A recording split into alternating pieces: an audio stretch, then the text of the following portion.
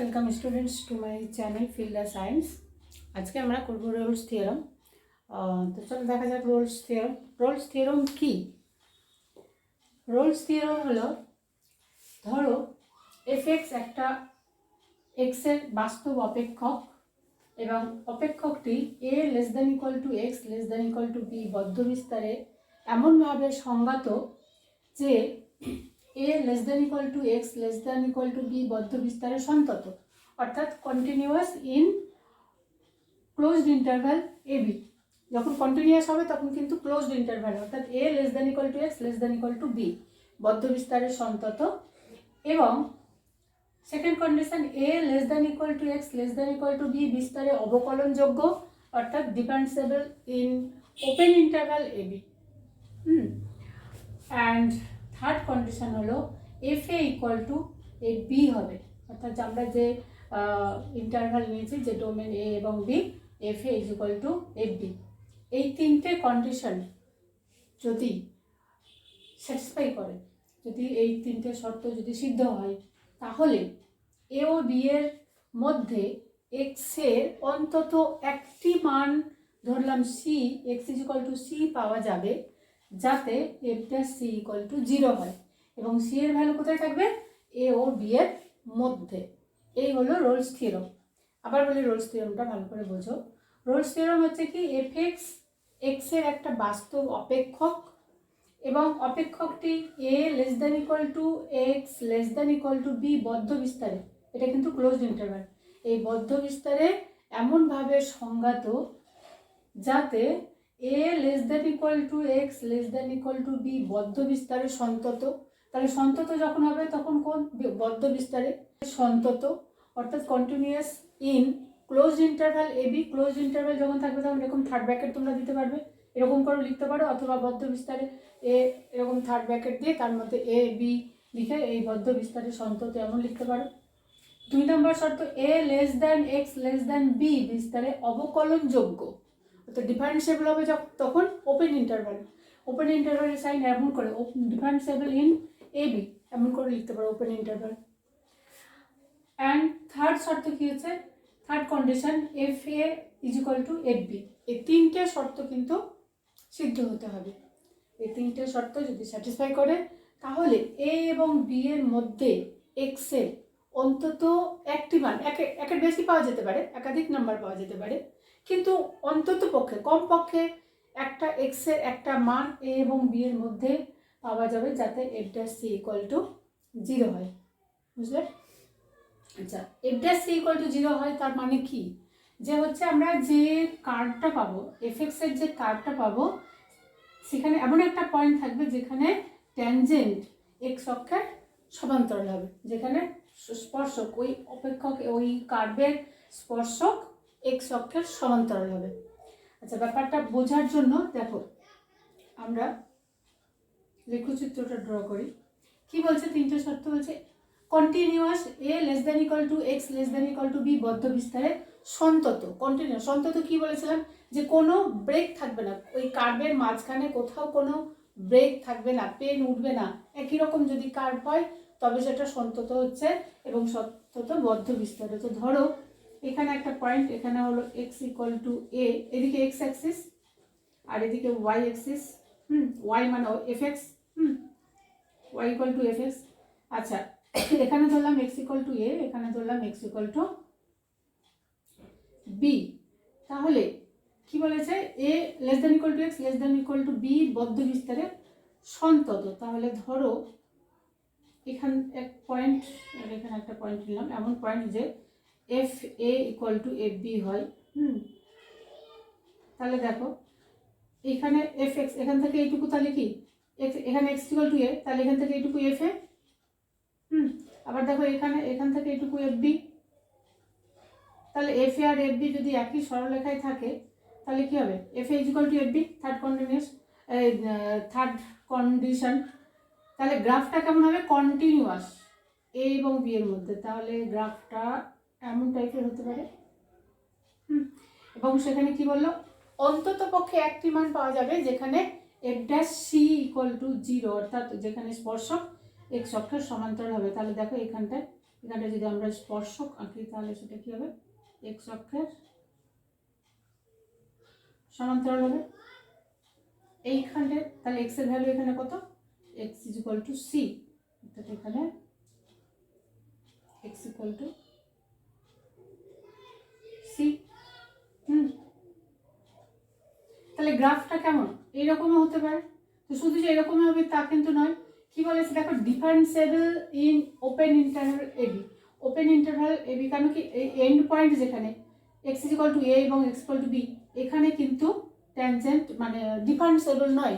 কেন বলতো, এখানে ডিফারেন্সিয়েবল কী করে হবে, আমরা তো এখানে যেদিকে খুশি সেদিকে ট্যানজেন্ট ড্র করতে পারি, এমনও করতে পারি, আবার তোমার এমনভাবে করতে পারি। সুতরাং এন্ড পয়েন্টে ডিফারেন্সিয়েবল নয়, সেই জন্য ওপেন ইন্টারভালে ডিফারেন্সিয়েবল বলেছে। A less than x less than b বিস্তারে, a less than x less than b বিস্তারে অবকলনযোগ্য। আর ক্লোজড ইন্টারভাল কন্টিনিউয়াস হচ্ছে ক্লোজড ইন্টারভালে, বুঝতে পারলে।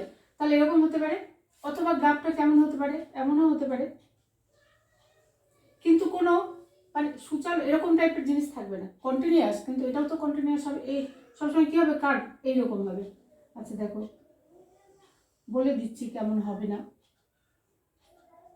এক্স এদিকে হলো y, y equal to f x, আর ধরো এক্স ইকুয়াল টু এ এখানে ধরলাম, এক্স ইকুয়াল টু বি এখানে ধরলাম। তাহলে এটা হলো এ, আর তোমার এখানে একটা পয়েন্ট, তাহলে এখান থেকে এইটুকু কী হলো এফ এ, এইটুকু এফ এ, আর এখান থেকে এইটুকুটা হলো এফ বি। তাহলে গ্রাফটা কেমন, এমন হতে পারে।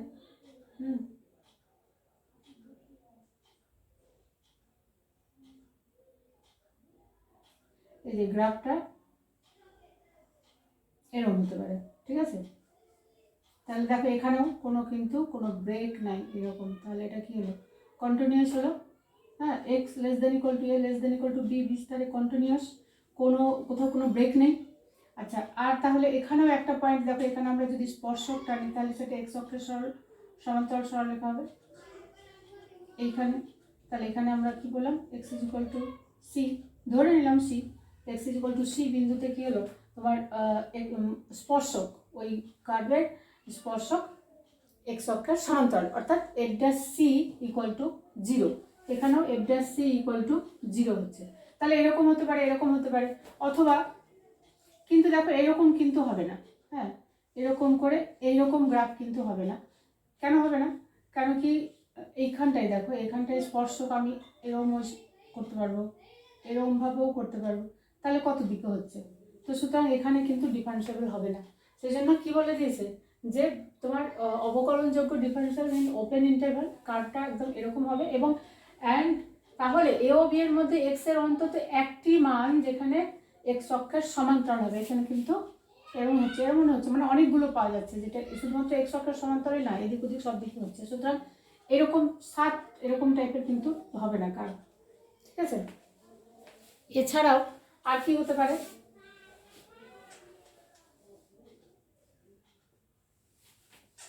এটা হবে না বলে দিলাম ওখানে, ঠিক আছে, হবে না। আচ্ছা, এখানটা একটা চিত্র দিয়ে রাখি, যে ওটা ক্যান্সেল করে রাখি, যে এরকম টাইপের হবে না। এখানে ধরলাম x is equal to a, এখানে ধরলাম এক্স ইকুয়াল টু বি, এবং কার্ভটা এরকম করে এমন কার্ভ নিলাম, একটু উপর থেকে নিলাম কারণ এফ এ বি বার করবো, ঠিক আছে, এমন ধরো নিলাম, কিন্তু এইরকম কিন্তু হবে না, ঠিক আছে। কারণ হচ্ছে কি, এখানে আমরা ট্যানজেন্ট যে কোনো দিকে ড্র করতে পারবো, সেই জন্য। সুতরাং এটা হবে না, তাহলে এটা ক্যান্সেল, এরকম গ্রাফ কিন্তু হবে না, মনে রেখো। এরপরে আর কীরকম গ্রাফ তাহলে হতে পারে, এমন গ্রাফ হতে পারে যে এখানে ধরে নাও এক্স ইকুয়াল টু এ, এটা একটা point x equal to a, এখানে একটা point x equal to b, আর তাহলে ধরো এই একটা পয়েন্ট এক্স, এটা এখান থেকে এইটুকু হচ্ছে এফ এ, কেন এফ এ আর এফ বি একই লাইনে থাকতে হবে। তাহলে এটা হলো f b, F a equal to F b. এবার আর কেমন হতে পারে বললাম, যেমন হতে পারে,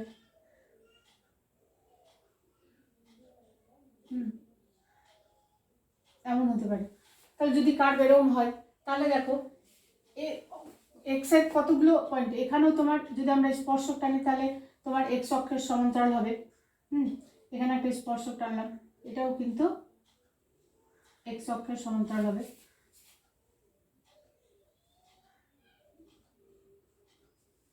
এখানে স্পর্শক এক্স অক্ষের সমান্তরাল, এখানেও স্পর্শক হবে এক্স অক্ষের সমান্তরাল, আবার দেখো এখানেও কিন্তু এক্স অক্ষের সমান্তরাল হবে। সুতরাং এই ক্ষেত্রে এক্স এর কতগুলো ভ্যালু এমন পাওয়া যাবে যে এফ ড্যাশ ইকুয়াল টু 0, 3টে ভ্যালু পাওয়া যাবে যেখানে এফ ড্যাশ ইকুয়াল টু 0 হবে। এছাড়া শুধু কি এরকম পজিটিভ দিকে এক্স এর মানে ওয়াই এর পজিটিভ দিকে হবে তা নয়, এরকমও হতে পারে। চলো যেটা হবে না সেটা মুছেই দিই।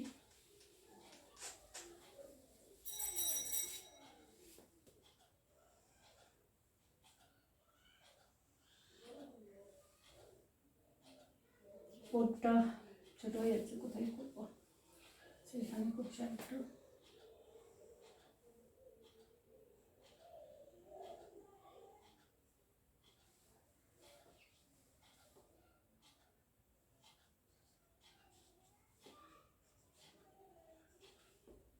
এখানে ধরলাম এক্স ইকুয়াল টু এ, এখানে ধরি এক্স ইকুয়াল টু বি, ঠিক আছে।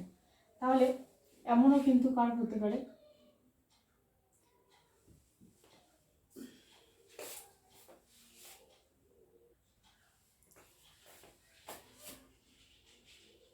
F a equal to F b হবে, বুঝলা। তাহলে ধরে নিলাম এখান থেকে, এবং তাহলে এখানে এফ বি, তাহলে কেমন গ্রাফটা বলছি, এমনও কিন্তু গ্রাফ হতে পারে। তাহলে এক্ষেত্রে দেখো এক্স ইকুয়াল টু তোমার ওই গ্রাফের কোথায় কোথায় স্পর্শক এক্স অক্ষের সমান্তরাল হবে, এখানে হবে, এখানে স্পর্শক এক্স অক্ষের সমান্তরাল, এখানে স্পর্শক এক্স অক্ষের সমান্তরাল, আবার এখানেও স্পর্শক এক্স অক্ষের সমান্তরাল। তাহলে এই ক্ষেত্রে সি এক্স এর এক্স ইজ ইকুয়াল টু মানে কতগুলো সি পাওয়া যাবে, সি এর ভ্যালু এক্ষেত্রে কিন্তু 3টে পাওয়া যাবে। এই হলো রোলস থিওরাম। গ্রাফগুলো কিন্তু এমন এমন হতে পারে, খুব ভালো করে বুঝে নাও। আমরা রোলস থিওরামটা করি, চলো এবার একটা এক্সাম্পল দিয়ে বুঝিয়ে দিই, তাহলে তোমাদের অনেক ক্লিয়ার হলো। তাহলে এটা মনে রাখো, 3টে শর্ত কি কি, a less than equal to x less than equal to b বদ্ধ বিস্তারে সন্তত, a less than x less than b বিস্তারে অবকলনযোগ্য, কেন কি এন্ড পয়েন্টে ডিফারেন্সিয়েবল হবে না, এবং তৃতীয় শর্ত f a equal to F B. এই 3টে শর্ত যদি সিদ্ধ হয় তাহলে এ ও বি এর মধ্যে এক্স এর অন্তত একটি মান x is equal to C পাওয়া যাবে, যাতে F dash C equal to 0 হয়। সি এর ভ্যালু কত হবে, এ এবং বি এর মধ্যেই থাকবে, ঠিক আছে। আচ্ছা, এবার কতগুলো ইম্পর্টেন্ট জিনিস লিখে নাও, মানে যখন কোন কোন ক্ষেত্রে আমরা ডাইরেক্ট বলে দেবো যে এটা অবকলনযোগ্য বা কন্টিনিউয়াস, এর জন্য কতগুলো পয়েন্ট তোমরা লিখে নাও। রোলস থিওরামের একটা এক্সাম্পল দিয়ে বুঝিয়ে দেওয়ার আগে এই পয়েন্টসগুলো নোট করে নাও। এই পয়েন্টসগুলো কিন্তু আমাদের অঙ্ক করতে কাজে লাগবে। যে কখন একটা অপেক্ষক তোমাকে দিয়ে বলবে ভেরিফাই রোলস থিওরাম, তাহলে ওটা রোলস থিওরাম তো ভেরিফাই করার আগে আমাদের কী কী 3টে কন্ডিশন সেটা আমাদের সিদ্ধ করছে কিনা দেখতে হবে। একটা হলো অবকলনযোগ্যতা, a less than equal to x less than equal to b বিস্তারে, তারপরে তোমার অবকলনযোগ্যতা, তারপরে f is equal to F b হচ্ছে কিনা, তারপরে তখন বাকিটা দেখবো। এই শর্তগুলো তো, তাহলে আমাদের এই পয়েন্টগুলো যদি মনে রাখতে পারি আমরা, তাহলে কিন্তু খুব সহজ হয়ে যাবে। পয়েন্টগুলো খুব সোজা, দেখে না। F x equal to x two the power N, এমন টাইপের যদি অপেক্ষক থাকে, এক্স টু দি পাওয়ার কোন এক সংখ্যা, এক্স স্কোয়ার এক্স কিউব এমন থাকতে পারে, এন এর যে কোনো ভ্যালু হতে পারে। তাহলে F x equal to x two the power N, এবং এন ধনাত্মক মূলদ সংখ্যা যদি হয়, তাহলে এক্স এর সব বাস্তব মানে এফ এক্স সন্তত ও অবকলনযোগ্য, ঠিক আছে। তাহলে তখন আমরা কি বলবো, শুধুমাত্র আমরা তখন আর কন্টিনিউয়াস প্রত্যেকবার আমরা ওইটা মানে সন্তত হচ্ছে কিনা প্রমাণ করে, তারপরে আবার হচ্ছে অবকলন হচ্ছে কিনা প্রমাণ করে, তারপরে যদি আমরা অঙ্কটা করতে চাই তাহলে কিন্তু অনেক বড় হয়ে যাবে। তো সেই জন্য এই পয়েন্টগুলো একদম ডাইরেক্ট লিখে দিবে, যেটা x two the power N বা একটা বীজগাণিতিক সংখ্যামালা তোমার এক্স এর যে কোনো বিন্দুতে হচ্ছে সন্তত এবং অবকলনযোগ্য। কিন্তু দেখো, এবং এন ঋণাত্মক মূলদ সংখ্যা যদি হয়, ধনাত্মক মূলদ সংখ্যা হলে এক্স এর যে কোনো মানে সন্তত অবকলনযোগ্য, কিন্তু যদি ঋণাত্মক মূলদ সংখ্যা হয় তাহলে এক্স ইকুয়াল টু 0 ছাড়া, এক্স ইকুয়াল টু 0 বিন্দুতে হবে না, কেন 1/x হয়ে যাবে। 1/x যদি চলে আসে তাহলে ধরো এক্স টু দি পাওয়ার -2, তাহলে এটা কি হয়ে গেল 1/x স্কোয়ার, তো এক্স ইকুয়াল টু 0 হলে 1/0 অসংজ্ঞাত হয়ে যাচ্ছে। হ্যাঁ, তো সেই জন্য এক্স ইকুয়াল টু 0 ছাড়া সব বাস্তব মানে সন্তত ও অবকলনযোগ্য হবে যদি এর ঋণাত্মক মূলদ সংখ্যা হয়।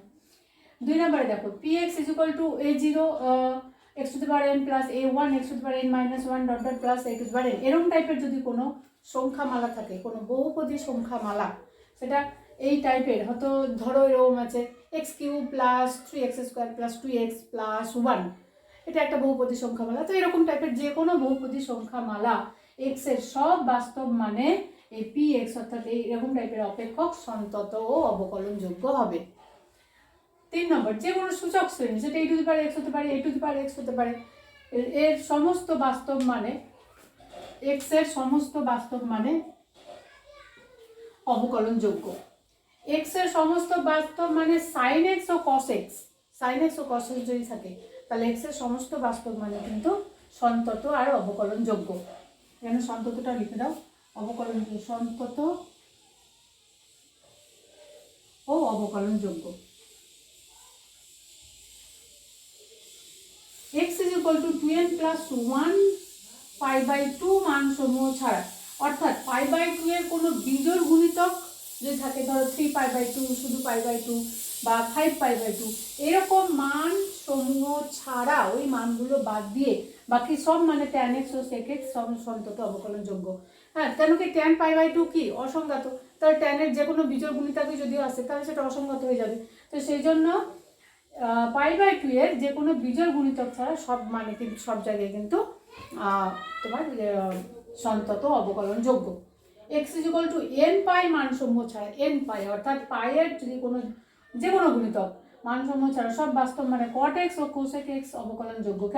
কেন কি ধরো cot পাই অসংজ্ঞাত, তাহলে cot এর যে কোনো গুণিতক, পাইয়ের যে কোনো গুণিতক অসংজ্ঞাত, সেরকম cosec পাইও কিন্তু অসংজ্ঞাত। তো সেই জন্য x is equal two n পাই মানসমূহ ছাড়া সব বাস্তব মানে cot x ও cosec x সন্তত ও অবকলনযোগ্য হবে। এই পয়েন্টসগুলো নোট করে নাও, এটা কিন্তু আমাদের রোলস থিওরেমের অঙ্ক করতে খুব কাজে লাগবে।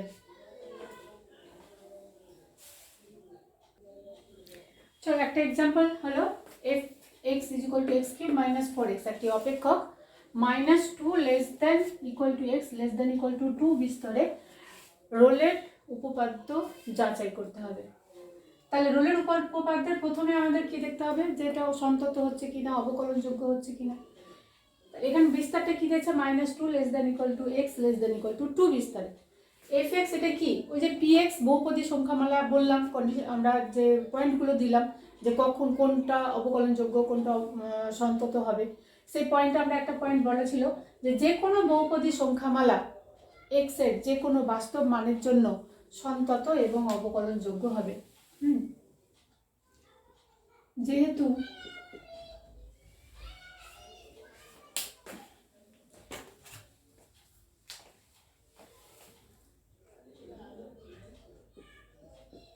যে কোনো বহুপদী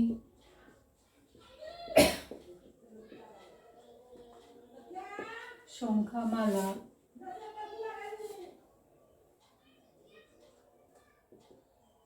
x এর যে কোনো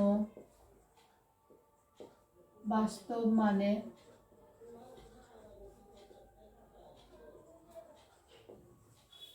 সন্তত ও অবকলনযোগ্য।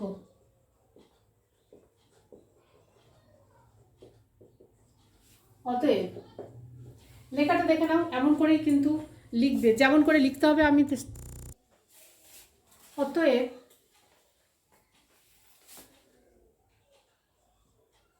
fx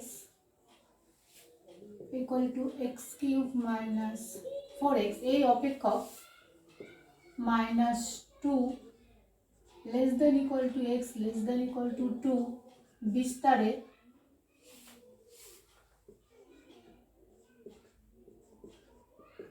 সন্তত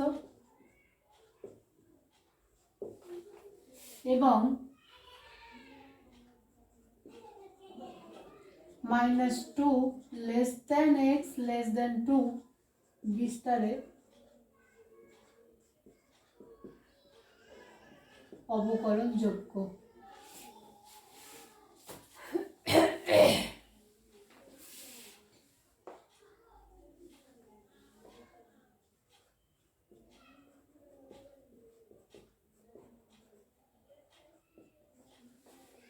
তাহলে তিনটে শর্ত ছিল, 1 নম্বর শর্ত 2 নম্বর শর্ত হয়ে গেল। এবার 3 নম্বর শর্তের জন্য আমরা কি দেখব, f b equal to f a equal to F b দেখাতে হবে। তাহলে আমরা আগে এফ এ বার করি।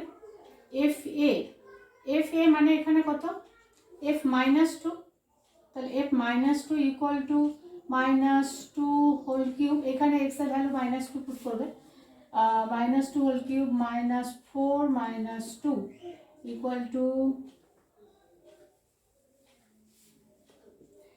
টু মাইনাস 8 আর মাইনাস প্লাস 8 ইকুয়াল টু 0। আবার এফ টু বার করো, f two equal to 2 cube minus 4 into 2 equal to 8 minus 8 equal to 0। তাহলে এফ মাইনাস 2, অতএব f minus 2 is equal to f two. সুতরাং রোলের উপপাদ্য যে তিনটে শর্ত ছিল, তিনটে শর্তই কি হয়েছে, স্যাটিসফাই করছে। এরকম লিখব, অতএব অপেক্ষকটি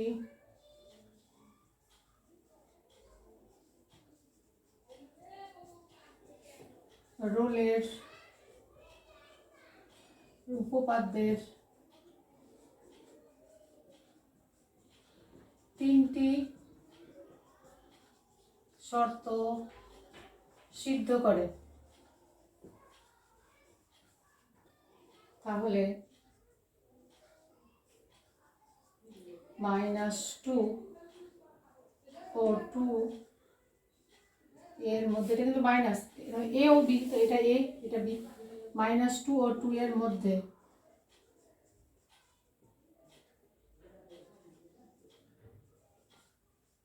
এমন একটি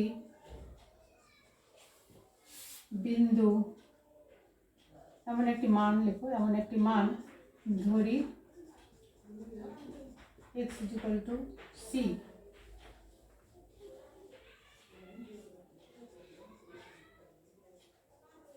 পাওয়া যাবে যাতে f dash c equal to 0 হয়।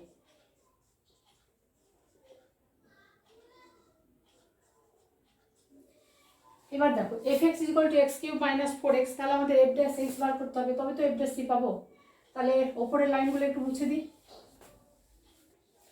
fx ইকুয়াল টু, তাহলে f dash x equal to কত, 3x স্কোয়ার মাইনাস 4, তাহলে f dash c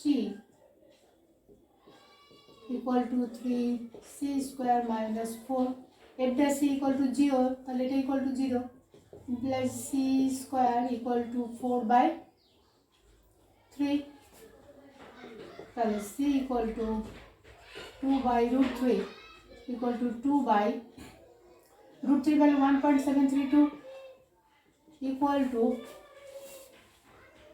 c equal to, এখানে প্লাস মাইনাস দাও, c স্কোয়ার, তো c যখন করবো আমরা প্লাস মাইনাস করবো রুটের বাইরে, তাহলে প্লাস মাইনাস 1.155,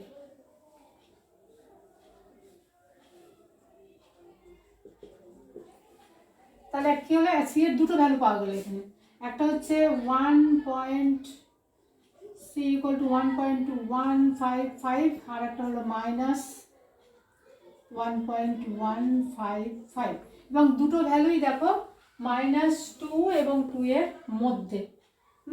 তাহলে রোলের উপপাদ্য এক্ষেত্রে প্রযোজ্য হবে। তাহলে এখানে দেখো, অতএব অপেক্ষকটিতে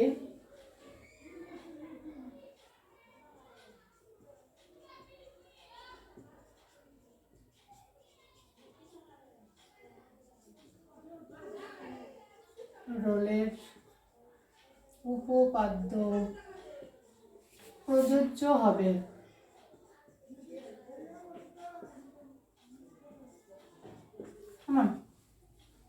করে নাও এটা। এবার দেখো ল্যাগ্রাঞ্জের থিওরেম, ল্যাগ্রাঞ্জের মধ্যম মান উপপাদ্য। ল্যাগ্রাঞ্জের মধ্যম মান উপপাদ্যের শর্তগুলো খানিকটা একই, একটু আলাদা।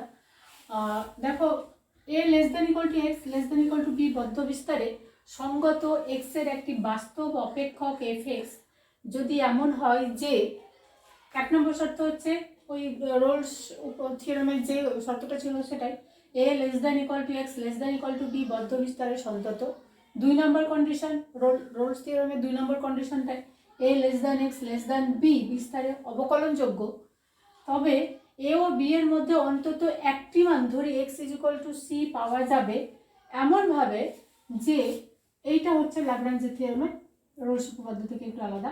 সেটা হচ্ছে কি, যে ab minus f a by b minus a equal to হবে এফ ড্যাশ সি, যেখানে সি এর value a less than c less than b, অর্থাৎ এ ও বি এর মধ্যেই হবে। এটাকে আমরা এমন করেও লিখতে পারি যে f b minus f a equal to b minus a f dash c. এই হলো ল্যাগ্রাঞ্জের মধ্যম মান উপপাদ্য, যেটাকে আমরা b minus f equal to b minus f dash c এমন করেও লিখতে পারছি।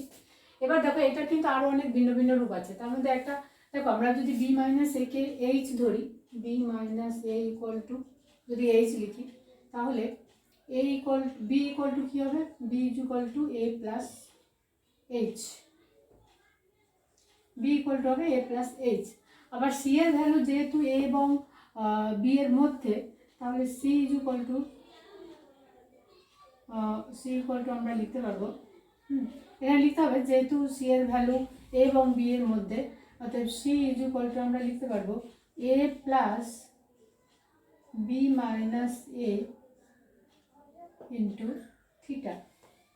থিটাটা কি, থিটার মান হচ্ছে 0 less than theta less than 1, অর্থাৎ থিটার ভ্যালু 0 থেকে 1 এর মধ্যে হবে।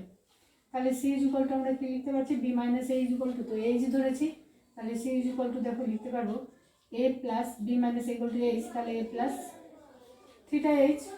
তাহলে এই ভ্যালুগুলো যদি আমরা এই মধ্যম মান উপপাদ্যে বসে দিয়ে তাহলে কি পাবো দেখো, এফ বি মানে হচ্ছে এ প্লাস এইচ, তাহলে f a plus h minus f a by h is equal to f dash c, তার মানে এফ ড্যাশ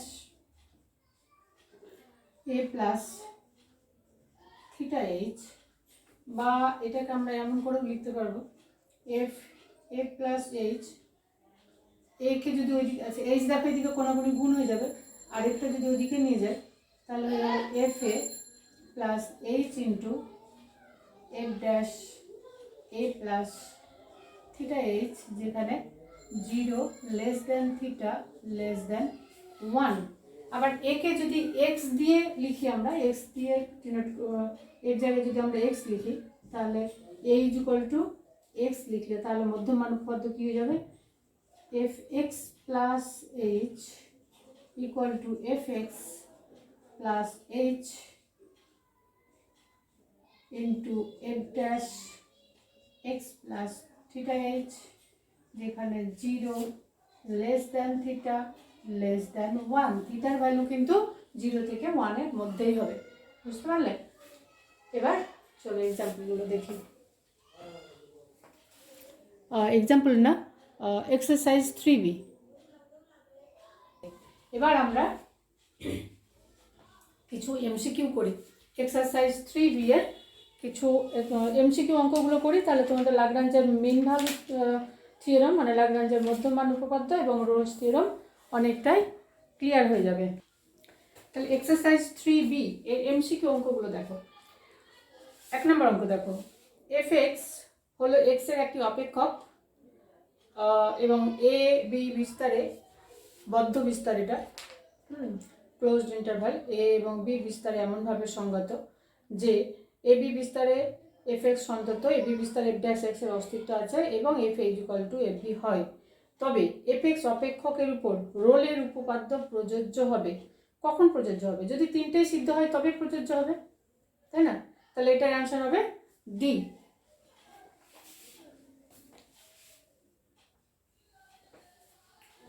দুই নাম্বার দেখো, এখানে একটা অপেক্ষক দিয়ে দিয়েছে F x is equal two কি আছে, অপেক্ষকটা লেখো 2x টু দি পাওয়ার 4। তোমাদের লেখার দরকার নেই, মুখোমুখি হয়ে যাবে, আমি বোঝানোর জন্য শুধু লিখছি। 2x two the power 4 plus x cube minus 2x minus 1 বলেছে। এই সমীকরণের দুটি বাস্তব বীজ আলফা এবং বিটা। আলফা এবং বিটা, তবে আলফা এবং বিটা এর মধ্যে আর একটা ইকুয়েশন দেওয়া আছে 8x³ plus 3x² minus 2 equal to 0, এই সমীকরণের তারপরে অপশানগুলো আছে। তাহলে দেখো এটা অ্যাকচুয়ালি কি, দেখো f ড্যাশ এক্স থেকে করে আসছে, আমরা যদি f ড্যাশ এক্স বার করি তাহলে দেখো 4 two 8, 8x³ plus 3x² minus 2 হবে। এবার রুলের উপপাদ্য হচ্ছে যে রুলের উপপাদ্য যদি প্রযোজ্য হয় তাহলে f dash c equal to 0 হবে, অর্থাৎ f ড্যাশ এক্স দিয়ে যদি আমরা করি তাহলে f dash x equal to 0 হবে। তাহলে এটাই দিয়েছে, এই সমীকরণটাই দেওয়া আছে। তাহলে আমাদের শর্তটি কী ছিল, যে f dash c equal to 0 এর কমপক্ষে একটি মান, কমপক্ষে একটি, একের বেশি হতে পারে কিন্তু কমপক্ষে একটি মান ওই ইন্টারভ্যালের মধ্যে থাকবে। এখানে ইন্টারভ্যালটা হচ্ছে কি আলফা বিটা, তাহলে আমাদের এটা অ্যান্সার কী হবে, কমপক্ষে একটি বীজ থাকবে, বি অপশন। তাহলে এটার অ্যান্সার হলো বি। এবার দেখো কোশ্চেন নাম্বার 3, -1 0 বিস্তার, বিস্তারটা আমরা লিখে দিই কোশ্চেন নাম্বার 3। তাহলে বিস্তারটা কি আছে এখানে, -1 to 0, -1 to 0 বিস্তারে fx একটা অপেক্ষক দেওয়া আছে, fx equal to x into x plus 1 by e to the power x হয়, তবে রোলের উপপাদ্য থেকে c এর মান হবে। তো রোলের উপপাদ্য মানে f dash c equal to 0 করতে হবে। তাহলে চলো fx ইকুয়াল টু, তাহলে এটা ভেঙে দাও, x² plus x by e to the power x। এবার আমরা f ড্যাশ x ডাইরেক্ট করি এখান থেকে। তাহলে f ড্যাশ x কত হবে, এটা হচ্ছে u/v মেথড, ভাগের মেথড। তাহলে এটার অবকলন ইন্টু এটার অবকলন কত হবে, x² এর অবকলন 2x plus 1 into e to the power x minus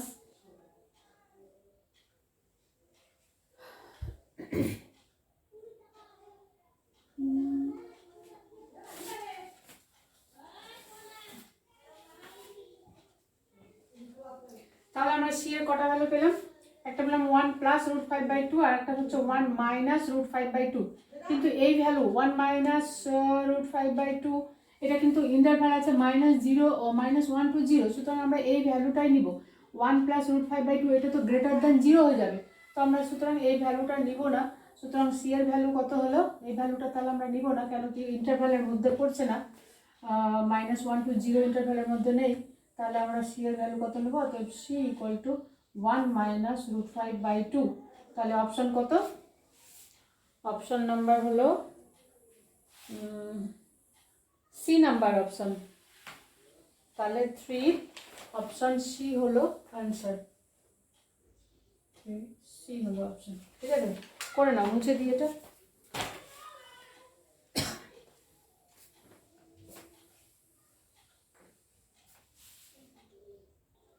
four নাম্বারের একটা অপেক্ষক দেওয়া আছে, fx ইকুয়াল টু, কি আছে অপেক্ষকটা, fx equal two x³ minus 2x, এর ইন্টারভ্যাল হচ্ছে 0 to √2, fx x³ minus 2x ইন্টারভ্যালটা দেওয়া আছে 0 থেকে √2। এই ইন্টারভ্যালের মধ্যে রোলের উপপাদ্য থেকে c এর ভ্যালু বার করতে হবে। তাহলে আমরা কি করবো, প্রথমে এটাকে অবকলন করো। তাহলে f dash x equal to 3x² minus 2, তো f dash c equal to 3c² minus 2। রোলের উপপাদ্য অনুযায়ী 3c² মাইনাস 2 ইকুয়াল টু 0, তাহলে c² equal to 2/3, c equal to plus minus x³ minus কত আছে,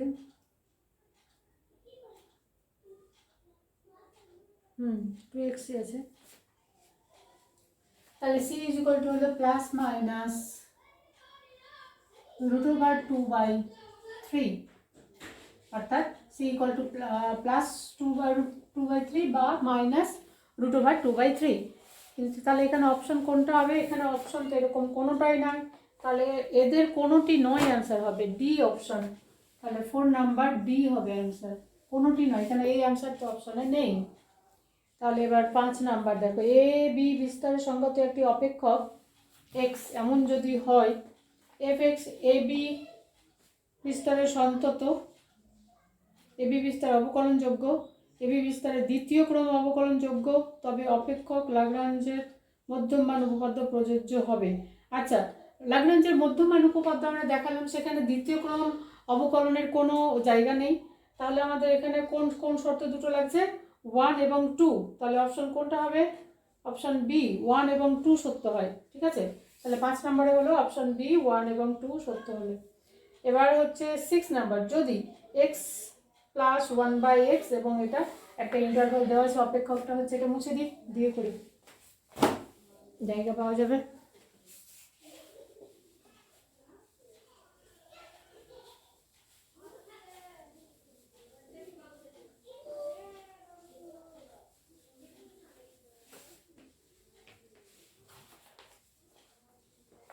সিক্স নাম্বার, একটা অপেক্ষক দেওয়া আছে fx is equal to x plus 1/x R x belongs to closed interval 2 3। কি বলেছে, লাগরাঞ্জের মধ্যমান উপপাদ্য থেকে সি এর মান বার করতে বলেছে। লাগরাঞ্জের মধ্যমান উপপাদ্য আমরা কি দেখালাম, b minus f b minus f A is equal to b minus a into f dash c. তাহলে আমাদের এফ ড্যাশ সি বার করতে হবে। তো প্রথমে আমরা এফ ড্যাশ এক্স বার করে নিই, equal to 1 minus 1/x square. তাহলে f dash c equal to 1 minus 1/c square. F2 equal to 2 plus 1/2 equal to 5/2. F3 equal to 3 plus 1/3 equal to 10/3. ঠিক আছে, তাহলে লাগরাঞ্জের মধ্যমান কি, লাগরাঞ্জের এখানে লেখা দরকার নেই, এমসিকিউ মধ্যমানটা আমরা একবারে লিখে দিই direct, f b minus f a equal to b minus a into f dash c. এটা তো, তাহলে এখানে এফ বি কত, এফ বি হচ্ছে বি বি এটা 10/3 মাইনাস এফ টু 5/, আচ্ছা তাহলে এই ক্ষেত্রে কী হবে, ওটা একবার লাগরাঞ্জের মান লিখে রাখো। তাহলে আমরা এখানে লিখবো f2 minus f3 minus f2 equal to 3 minus 2 into f dash c. তাহলে এবার মানগুলো বসে, 10/3 minus 5/2 equal to 3 minus 2 into c এর value 1 minus 1/c square, f dash c এর ভ্যালু। এটা এবার ক্যালকুলেশন করব, তাহলে এটা হলো কত 6, তাহলে এটা হলো 20 মাইনাস 15, এটা তো 1 ইন্টু 1 মাইনাস 1/c স্কোয়ার। তাহলে হচ্ছে এটা কত 5/6, 1/c স্কোয়ারটা এদিকে নিয়ে চলে আসি, তাহলে হলো 1/c square equal to 1 minus 5/6 is equal to 6 minus 5 1/6, তাহলে c square is equal to হলো 6, c equal to plus minus root over 6। এবার ইন্টারভাল দেখো 2/3 মধ্যে দিয়েছে, তাহলে আমরা কোন ভ্যালুটা নিব, তাহলে অতএব c এর নির্ণয় ভ্যালু, হ্যাঁ যেটা আমরা এখানে নিব সেটা হচ্ছে c is equal to root over 6। মাইনাসটা কেন নিব না, কেন কি c এর ভ্যালু 2 এবং 3 মধ্যেই থাকতে হবে। হ্যাঁ 2 যেহেতু এখানে ব্র্যাকেট লিখে দাও, যেহেতু 2 less than c less than 3, তাহলে c is equal to minus root 6 যেটা হবে সেটা আমরা নিব না, ওটা বর্জনীয়। তাহলে c এর ভ্যালু এটা হলো, এটা কত নম্বর অপশন আছে দেখে নাও, এ, অপশন এ করে নাও এটা।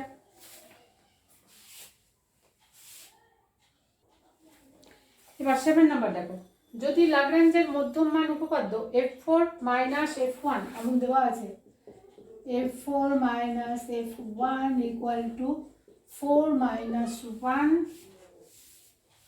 Into f dash c. তাহলে এবার তোমরাই বলো সি এর ভ্যালু কোথায় হবে, সি এর ভ্যালু হচ্ছে এই যে 4 এবং 1 এর মধ্যে, মানে 1 থেকে 4 এর মধ্যে হবে। এখানে তো ইন্টারভ্যাল দিয়ে দিয়েছে, এটা বি এটা a, f b minus f a, b minus a হচ্ছে 1 আর সি বি হচ্ছে 4, তাহলে সি এর ভ্যালু কোথায় থাকবে, অর্থাৎ 1 less than c less than 4, এইটা হবে সি এর ভ্যালু, মানে এর মধ্যেই থাকবে। তাহলে এখানে অপশন কোনটা, অপশন ডি। এবার 8 নাম্বার, ল্যাগ্রাঞ্জের মধ্যমান উপপাদ্য নিম্নলিখিত আকারে লেখা যায়। যদি নিম্নলিখিত আকারে লেখা যায় F x plus H is equal to f x plus 4 into f dash x plus theta H, যেখানে থিটা, এর আগে আমরা এ দিয়ে দেখালাম, এ দিয়ে যেটা দেখালাম 8 নাম্বারের জন্য, সেখানে কি ছিল, এফ এক্স প্লাস এইচ, আচ্ছা F a plus H equal to f a plus H F dash a plus theta H, এমন ছিল। F a plus H equal to f a plus H F dash a plus theta H, তাই তো। তো যেখানে এটা যদি আমরা x, এ কে যদি আমরা এক্স দিয়ে লিখি তাহলে কি হবে, আর এক্ষেত্রে থিটা কি ছিল, থিটা হচ্ছে তোমার 0 less than theta less than 1 এরকম ছিল, অর্থাৎ থিটার ভ্যালু 0 থেকে 1 এর মধ্যে হবে।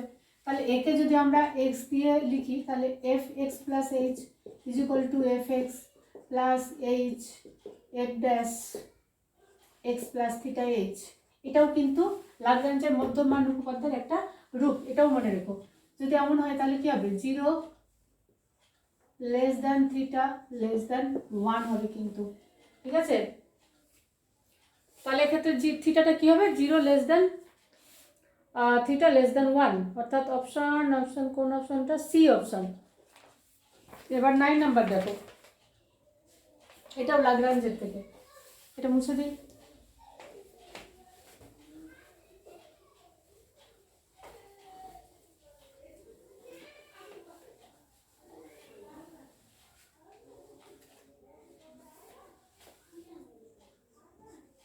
নাইন নাম্বার, এখানেও কিন্তু একটা অপেক্ষক দেওয়া আছে, F x equal to x square minus 3x,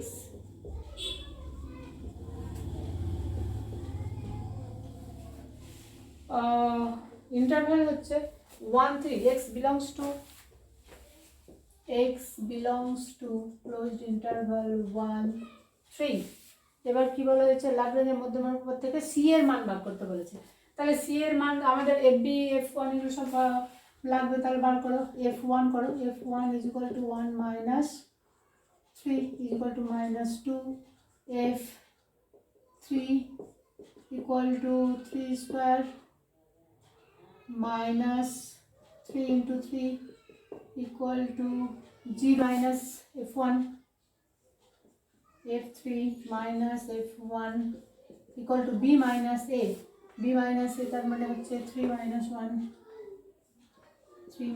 1 into f dash c, তাহলে f dash, আচ্ছা f dash x আমরা বার করিনি, করো, f dash x is equal to 2x minus 3, তাহলে f dash c এখানে আমরা ভ্যালু বসে দিই, এফ ড্যাশ সি, এখানে এফ ড্যাশ সি লিখি, পরের লাইনে ভ্যালু বসাই।